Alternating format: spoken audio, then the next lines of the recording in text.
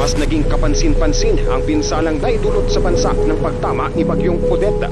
Ayon sa United Nations, labis na minaliit ang pinsalang sanhi ng Bagyong Odette na nakaapekto sa mahigit 9 na milyong katao. Baha o pusog na hangin ang milamputnas dili lang sa mga tampi. Apan lakip ka ang mga lugar diin ang mga residente luwas o tagikan sa pagkusukuso sa Bagyong Pablo.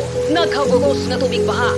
Pagdahili sa yuta gikan sa kabukiran ang midamyo sa entero baryo ug mikalas og kapit usa ka libo ka tawo sa The Philippines pinakapusog was nga not bagyo. prepared for the devastating effects of Super Typhoon Yolanda, which was one of the strongest storms ever recorded in history.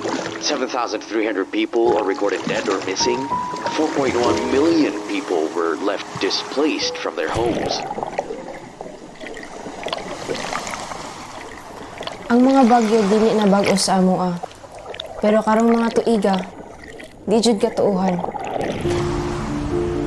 Napulyot na kaayo ang kalibutan nga ang kainit grabe na gyud. Nagkainit ang dagat, nagabag-upot ang panahon. Maunang na ay mga kalamidad na mas kusog ra jud kaysa sa una. Naapektuhan mi ani nga dili gyud nako malimtan.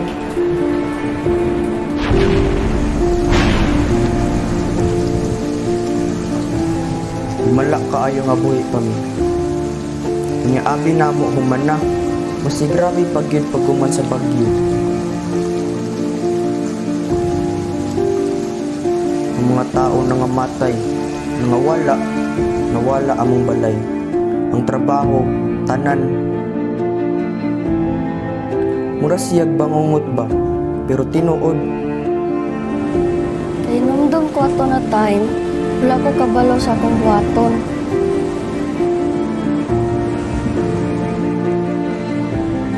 Walay klase, walay ma-harvest, walay makaon, walay balay nga matunugan.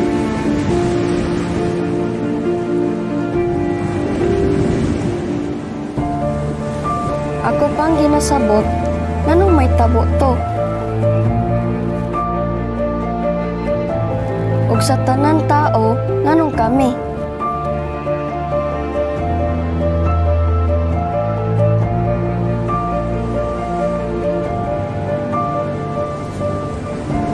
Dili madugay kami mga kalamidad guguba pud ni sa tanang komunidad sa kalibutan. Wala ko kabalo kung saan ni pag-undang. Gusto lang ko safe ta tanan nga malinawon ta. Kabalo ko na ay solusyon. Para maguba lang siya sa kalamidad, sakit kay sa buot. Dili ko gusto nga ang among kalipay mahimong kasubo.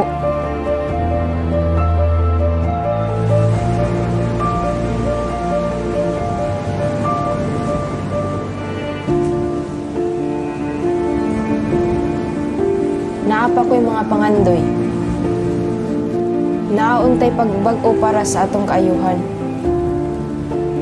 Unta himuon nato ang tama. Maskin sa kalisod, magpadayon ta.